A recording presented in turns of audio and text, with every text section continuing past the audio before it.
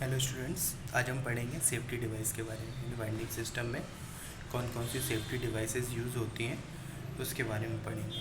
ठीक है, चलिए स्टार्ट करते हैं। The safety devices use for following for winding system और फॉलोइंग। ये 11 तरह की सेफ्टी डिवाइसेस हैं।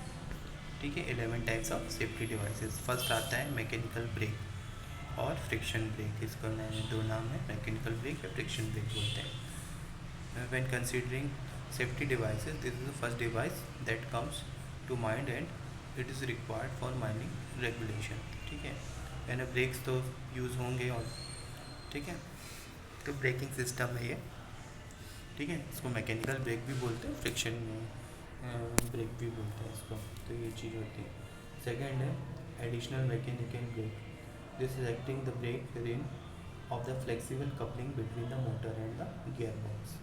यानी मोटर और गियर बॉक्स के बीच में एडिशनल ब्रेक जो लगाए जाते हैं, जैसे गाड़ी में भी होता है ना इमरजेंसी ब्रेक, वैसे ही नॉर्मल ब्रेक मैकेनिकल ब्रेक के अलावा भी इमरजेंसी ब्रेक होता है। ठीक है, वाइंडिंग सिस्टम में, जिसको बोलते हैं एडिशनल मैकेनिकल ब्रेक।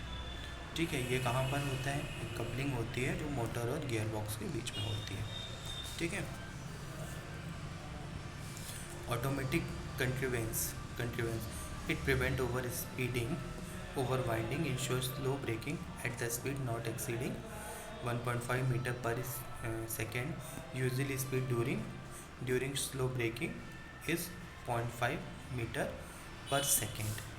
ठीक है, यानी ये जो ऑटोमेटिक कंट्रीवेंस है ये स्पीड को कंट्रोल करता है ना। ओवर स्पीड भी नहीं होना चाहिए और स्लो स्पीड भी नहीं होना चाहिए। ओवर स्पीड में 1.5 मीटर पर सेकेंड से ज़्यादा नहीं होना चाहिए और स्लो स्पीड में 0.5 मीटर पर सेकेंड से ज़्यादा नहीं होना चाहिए। इसको कंट्रोल करता है। ठीक है, रिजर्व डायरेक्शन प्रिवेंशन स्विच, ये क्या होता है? It trips power if winding engine में through mistake operates the motor is wrong direction. ठीक है, जो ऑपरेटर होता है अगर गलती से वो क्या है कि मोटर को रॉन्ग डायरेक्शन में ऑपरेट कर देता है। ठीक है, तो ये जो होता है ट्रिप हो जाता है, पावर ट्रिप हो जाता है, पावर ऑफ हो जाएगा। ठीक है, एमसीबी ट्रिप हो जाएगी और सिस्टम बंद हो जाएगा, वाइंडिंग सिस्टम। ठीक है, तो ये मैनुअल फॉल्ट को कंट्रोल करने के लिए लगाया जाता है। क्या है?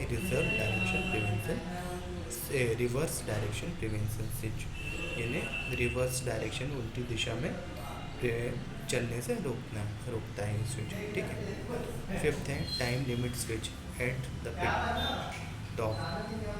It mounted on the headgear which trips electric supply to the motor if ascending cage overshoots decking level।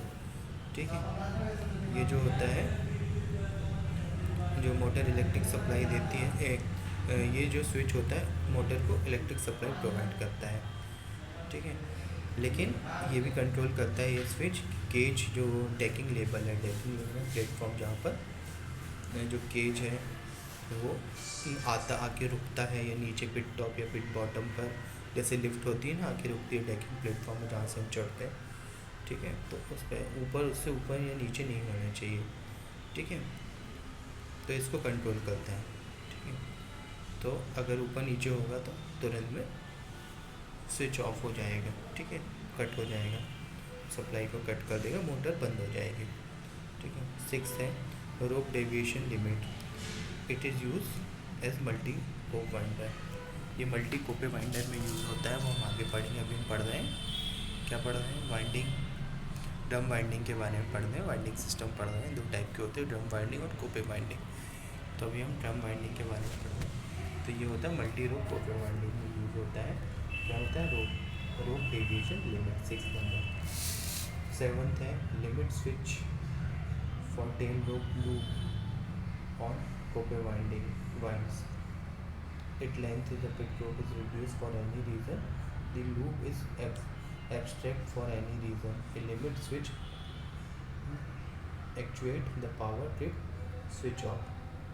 ठीक है, ये टेल रोप के लिए यूज़ होता है कॉपर वाइंडिंग में। टेल रोप कहाँ लगी रहती है? केज से नीचे, एक केज से दूसरे केज के बीच में, अगर दो सिस्टम है तो।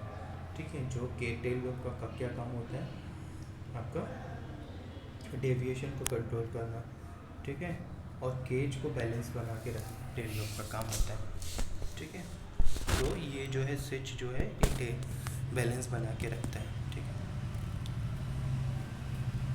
अगर टेल रोप जो है पिट टॉप की रोप जो है उसका किसी रीज़न से रिड्यूस हो जाती है रोप की, या कहीं अटक जाती है, तो तुरंत में स्विच ऑफ हो जाएगा, ठीक है। एल्थ है आपका tachometer generator on the gear box. If the gear box is faulty, the winding drum shaft does not run at its normal speed, tachometer generator will not generate sufficient direct current, ठीक है।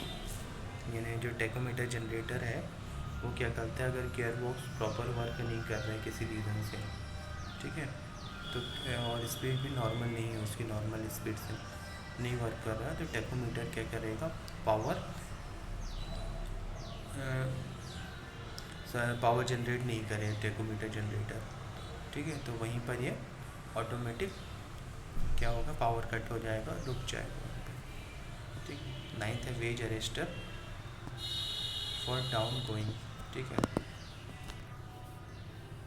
यानी कि कभी कभार ये जैसे कि detaching hook से डिटैच हो गया रोप में केज, ठीक है। अब केज डिटैच हुआ तो नीचे आएगा, फ्री फॉल होगा, तो फ्री फॉल होने से नीचे डैमेज हो कहीं कुछ फ्री फॉल होने से, तो ये क्या वेज अरेस्टर जो है वेजेस टाइप से शाफ्ट में लगे रहते हैं, ये क्या करते हैं, केज को अरेस्ट कर लेते हैं, इन्हें नीचे जाने नहीं देते, ठीक है। तो ये हो गया। 10th है safety cages mounted on the wedge gear for ascending cages, ठीक है। यानी केज को भी ऊपर जाने से, अब से ये कहाँ लगे रहते हैं, वेज गियर के पास में ही लगे रहते हैं, वेज गियर के ऊपर लगे रहते हैं सेफ्टी कैचेस भी, ये कैच कर लेते हैं, ठीक है, कैच यानी केज को, ठीक है। यानी कि असेंडिंग केज मीन्स नीचे से ऊपर जा रहा है, ऊपर से नीचे जा रहा है, कहीं कुछ होता है जैसे कि ओवर वाइंड हो गया या फिर नीचे फ्री फॉल हो गया, तो दोनों कंडीशन में ये अरेस्ट कर लेते हैं केज को, ठीक है। Safety detaching for ascending cages, ascending cage, ठीक है। यानी कि डिटैचिंग हुक क्या करता है, डिटैच हो जाता है रोप से और फ्री फॉल होता है, तो ये सेफ्टी डिटैचिंग हुक का क्या काम होता है, ओवर वाइंड को रोकना, किसी रीज़न से ओवर वाइंड हो गया मान लो, तो डिटैचिंग हुक जो है डिटैच हो जाता है रोप से, रोप को डिटैच कर देता है, तो केज अलग हो जाता है, रोप अलग हो जाती है डिटैचिंग हुक के थ्रू, ठीक है। तो ये 11 टाइप्स ऑफ सेफ्टी डिवाइस है, 11 तरह की, ठीक है, जो कि आपका बाइंडिंग सिस्टम में यूज़ होती है, ठीक है। Okay, thank you.